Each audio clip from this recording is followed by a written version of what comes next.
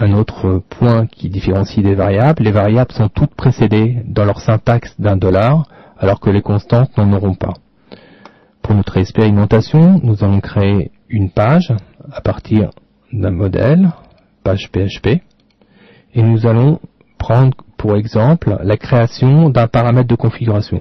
Les deux domaines où on utilise couramment les constantes sont les paramètres de configuration qui sont communs et appelés une fois pour toutes pour le site et qui peuvent être modifiés, donc selon les contextes d'installation, d'environnement, et les fichiers de configuration linguistique qui permettent ainsi d'avoir deux pages contenant des différentes définitions de constantes, l'une en français par exemple et l'autre en anglais.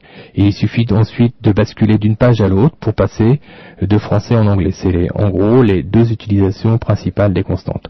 Dans notre cas, nous allons prendre donc l'usage d'un fichier de déclaration de paramètres.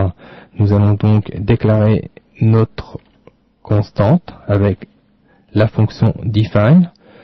Nous allons pour notre exemple utiliser un chemin, on va l'appeler chemin image, chemin underscore image par exemple. Et cette constante aura pour but de mémoriser le chemin qui conduit au répertoire où seront stockées les images. Ce répertoire pouvant être évidemment modifié ainsi très facilement en changeant la configuration de cette déclaration. Voilà, donc là en l'occurrence les images seront stockées dans le répertoire images.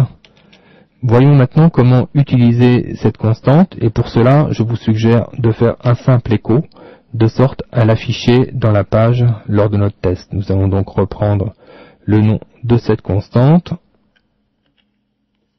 et nous allons simplement l'indiquer comme valeur affichée. Vous remarquerez, ça peut paraître bizarre quand on a l'habitude de faire du PHP, que le nom de la constante n'a pas de $ devant.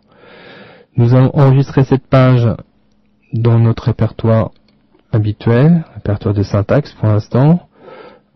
Nous allons l'appeler define, pour le nom de la fonction qui permet de déclarer une constante. Voilà. Et nous allons maintenant le tester depuis notre navigateur. Nous allons passer sur le navigateur sur le web local.